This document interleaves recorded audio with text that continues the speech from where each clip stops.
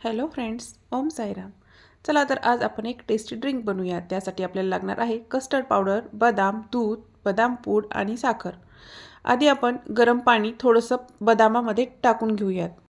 याने बदामाचे साल लवकर निघतील. त्यानंतर दूध फुल फ्लेमवर आपण चांगलं उकळून घेऊयात 15 ते 20 मिनिटं.